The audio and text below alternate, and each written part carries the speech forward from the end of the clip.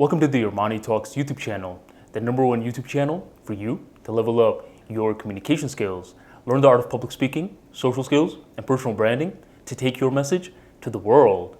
For today's episode, we're entering the world of social skills, and I'm going to be breaking down the beloved hypeman. One thing that I'm going to start doing more on my YouTube channel is that I'm going to start bringing over my most popular tweets into YouTube, and I'm going to start breaking down the tweet. I'm going to talk about the history of it, what made me write it, and I'm going to break it down in a lot of practical steps. These are going to be most of my popular tweets, not just any other tweet out there, just so I can keep it compact. It's going to happen every now and then. Today's episode, I'm going to be doing that. But before I do, if you are mainly subscribed to my YouTube channel but haven't checked out my Twitter, make sure you follow me on Twitter as well. I'll drop the link right on below. Now, for that being said, before I break down today's tweet, I want to give you a history of it. Because once you understand the backstory of it, you're going to be able to relate with it much better. This was my second ever most popular tweet, and trust me, I was very surprised once it did become very popular because I wasn't expecting it at all. This was roughly about a year to a year and a half ago, and I was on the verge of graduating from my master's program. Now, in my master's program, we didn't have too many tests. For the most part, it was class projects. But there's always that one professor that loves his tests. And I was very nervous because for the most part, I struggle with tests. For some reason, I could do very well in the studying portion, but once it comes down to the test, I struggle. But there was this one day when I had to take this particular professor's final exam, and luckily, I ended up killing it. I got a 95%, and I surprised myself. After doing so well on this exam, I ended up meeting up with a friend in the Marshall Center. And the Marshall Center is just a place where a bunch of the college people hang out. This particular friend, he was an undergrad. And as I was talking to him, I was like, dude, you won't believe it. This final exam that I had for this very difficult professor, I just ended up doing very well. Now this guy, he was like, well, I ended up taking my finals recently too, and I did very well. Okay. Anyways, dude, this guy, thus far, he's been a lot of trouble for me because overall, he gives you a lot of gotcha questions, and I was wondering whether or not I was going to pass this particular class. Now, this guy's like, well, yeah, man, like the exams that I took recently, it was very tough too, and I was also wondering if I was going to pass. And at this point, I'm getting sort of annoyed. I don't care what this guy is going through at this particular moment because I'm talking about my accomplishment.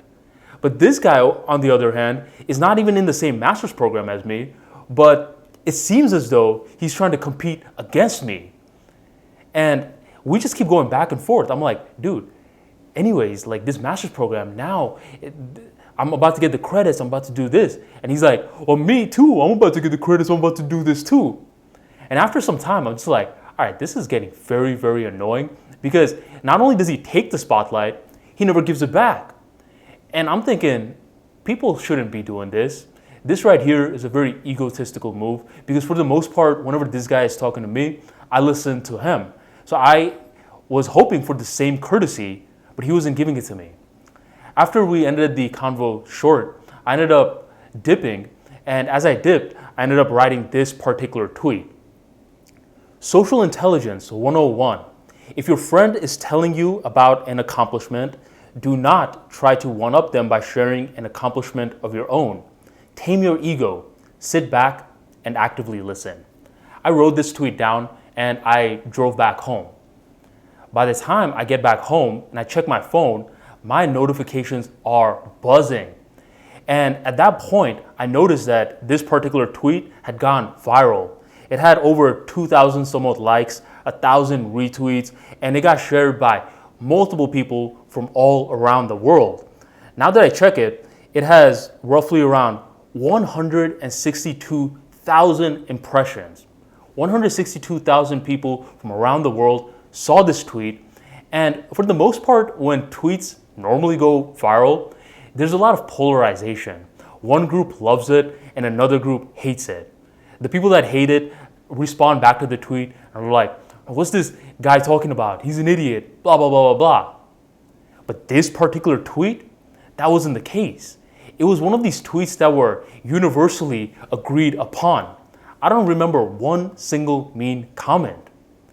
And at that point, I started to read through a lot of the quote retweets and the comments, and I just picked up one general theme, which is, hey, when we're sharing our accomplishments, stop taking the spotlight. That is not a good look. And I'm talking about people from London, Dubai, Nigeria, India, all over the world.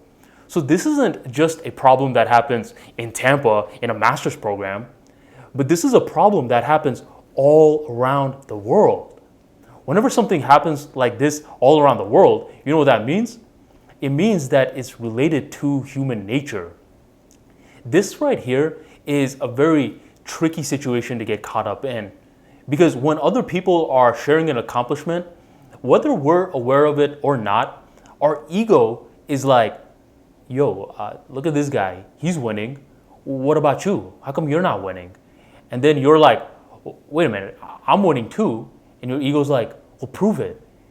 And that's when you're like, well, and then you just start going off about your particular wins. This may happen with you in your personal life. You may be that guy that's constantly sharing your wins and interrupting someone else, or it may be happening to you. Whatever the case is, it's best to understand the psychology behind it. It's all ego-based. How do you stop this? You stop this by not saying anything. Scratch that. You should say something. But what you should say isn't what you would expect. Your ego would be like, well, I'm going to share my wins at one point or another, right? Nope. You are going to adopt the role of the hype man. The hype man. He or she is one of the mythical, beloved creatures in the social world. Where they come, everyone admires them. Now, here's the thing. The hype man and the nice guy are not the same. The nice guy will tell you whatever you need to hear in order for you to like them. But the hype man is great at listening. They'll lock into exactly what you're saying and they'll pinpoint the stuff that resonates with you. They could read tonality very well. So if, for that example of the master's degree, if I'm talking about like this particular test, the hype man will be like, you're not normally good in tests, are you? And I'm like, well, how did you know? I just had a feeling. And the hype man will create the conversation from there, where the nice guy will just be like, and overall, you don't feel like the nice guy's actually listening. You feel like they're just putting on some kind of act.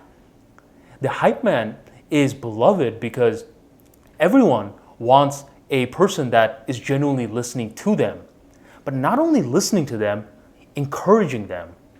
If you break down the word encouraging, it has in and courage in it, like en, then courage. Just play with the words and you'll realize that when you encourage someone, you give them courage to continue on more for the future. And that's where the hype man comes in. Whether they're aware of it or not, what they're doing is they're building a marketing team. You may know a few people like this, or you may be the hype man of your squad. What happens with the hype man is very psychologically and emotionally intelligent in both ways. Why? Because what they're doing is they're taking the spotlight off of themselves and putting it on the other person. And I always say that that is the recipe for charisma. When you put the spotlight on yourself, you feel like you need to prove yourself. You feel like you have to keep sharing your wins. You feel like you have to put on an act. And when you put the spotlight on yourself too much, although it feels good in the short run, in the long run, it starts to cause social anxiety. But when you get in the habit of taking the spotlight off of yourself and putting it on someone else, you start building a very, very strong, socially intelligent muscle. You start becoming very charismatic. And you want to know the funny thing about all of this? Once the hype man leaves the room, everyone that came into contact with the hype man is going to be talking positive about him. While the other person with the untamed ego that's just trying to get others to like them, well, I did this, I did that, I did this too. Once he leaves the room, everyone is just going to be making fun of him. Yo, can you get this guy, man? What a weirdo. He never lets another person get a word in.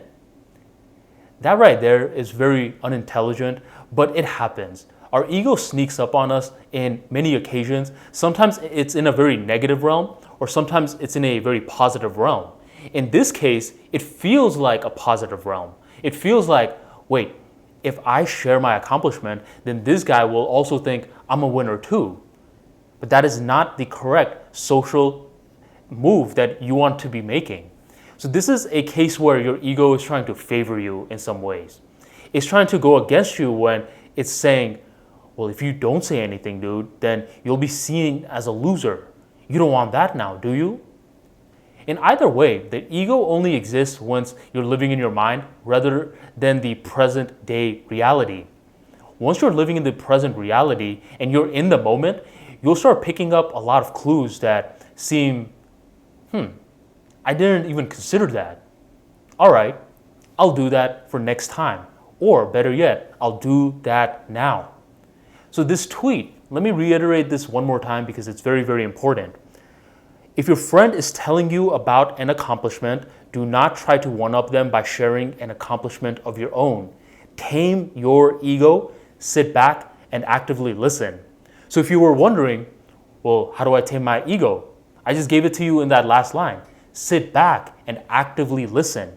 Sit back, that part's pretty easy to do, and actively listen. What does this exactly mean? Well, there's two types of listening out there. There's sponge listening, and then there's trampoline listening. Sponge listening is when you are just absorbing all the information. They're telling you about something, and you are just mainly like, and you're absorbing the information for a possible trampoline moment. And trampoline is when you are amplifying the information. You're asking questions back. Oh, you mentioned this. Why did this happen? You ask them to clarify points. You ask them to clarify certain points that you didn't understand. Because at times, when we don't understand something, the worst thing to be is like, Ask them. Because if you ask them, then they feel as though you're listening. And finally, the part of active listening is contributing. Not only are you asking questions, asking them to clarify, you can also contribute yourself. But you're contributing after you are done listening. You don't want to be like this other guy who was just like, all right, it's time for me to contribute, to a point where they're not even listening. They're just waiting for their turn to speak. That right there is not active listening. Active listening requires you to input information before you output, not just jump straight into the output. And that's it. I mean, you'll notice that this tweet went viral for a reason. It didn't just go viral because only 1 or 2 people around the world are dealing with it. It's going viral because it's a hidden problem that others are facing in today's modern, very egotistical society. As the information age rises, more and more people are going to be living in their minds. And when you live in your mind, what happens is you become a very, very egotistical creature. The best thing that you can invest in right now for your social intelligence is the ability to focus. When you focus, your ego no longer exists. Because think about your focus like this. You're targeted, right? Ego can only exist within duality. So it goes within like this. Anytime you get distracted, bring yourself back to focus mode. Anytime you get distracted, it doesn't matter if the thoughts are good, if it's bad, if it doesn't relate to the present day conversation, bring it back to the focus mode. Once you bring it back enough times, you start resting in this particular position. That's the beauty. So with that being said, just sit back, actively listen. And once you do that, you, without even trying to, start taking up the role of the hype man. The hype man that is beloved. The hype man that can never be duplicated because they're one of a kind. In a very egotistical world, be that one of a kind. Be that one person that shines like fire because you are placing less importance on yourself just for the greater good. The hype man eventually ends up being the most charismatic person in the room, and it feels as though he wasn't even trying. Thank you for joining the Armani Talks YouTube channel, and I'll catch you on the next episode.